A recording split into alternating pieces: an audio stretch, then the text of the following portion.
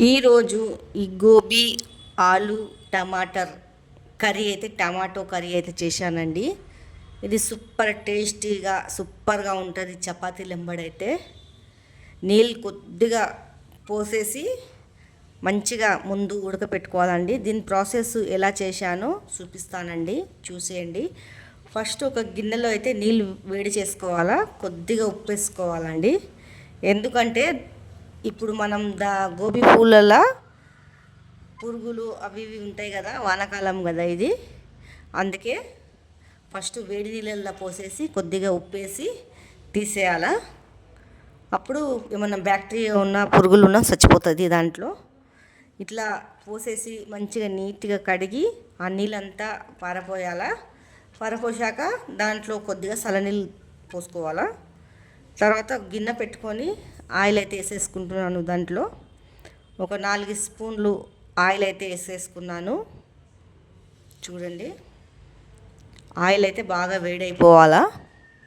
అప్పుడు ఈ ఆనియన్ సన్నగా తరుక్కున్న ఆనియన్ అయితే దాంట్లో వేసుకోవాలండి. టేస్ట్ అయితే సూపర్ ఉంటుంది. గోబీ ఆలు టమాటర్ది చాలా బాగుంటుందండి కర్రీ అయితే. చపాతీ వెంబడైనా వేడి వేడి అన్నం వెంబడైనా తింటే సూపర్గా ఉంటుంది.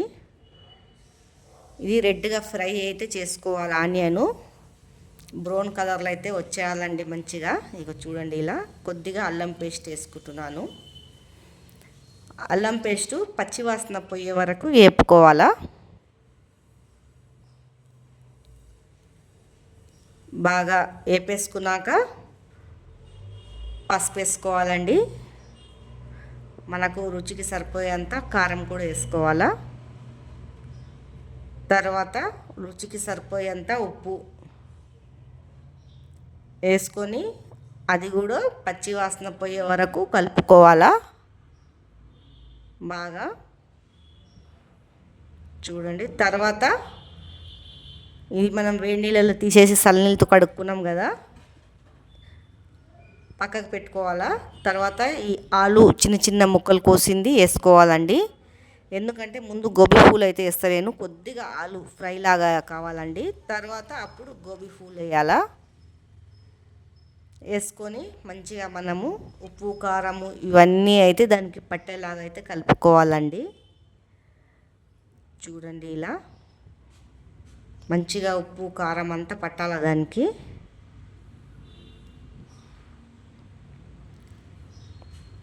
ఇలా కొద్దిగా ఫ్రై అయితే చేయాలండి. అప్పటికప్పుడైతే టమాటాలు కూడా వేయొద్దు. కొద్దిగా మూత పెడతా ఒక నిమిషము.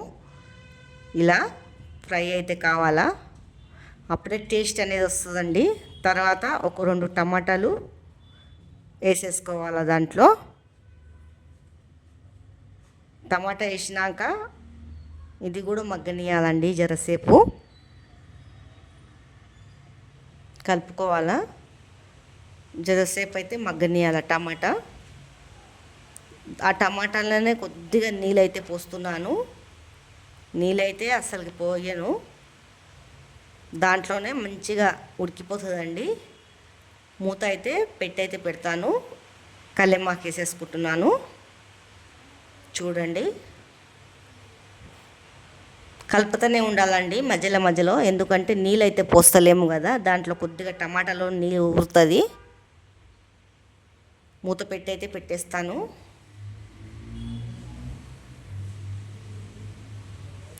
జరసేపటికి కలుపుతూనే ఉండాలి. మూత పెట్టినాక మెత్తగా ఉడికిపోతుందండి. టేస్ట్ మాత్రం వేరే లెవెల్లో ఉంటుంది ఈ కర్రీ అయితే. పైనుంచి గుప్పడు కొత్తిమీర వేసుకొని దింపుకోవాలండి. టేస్ట్ అయితే సూపర్గా ఉంటుంది. మీ ఎంతమందికి ఇట్లా గోబీ కర్రీ ఇష్టం ఉన్నదో కామెంట్ అయితే చెయ్యండి.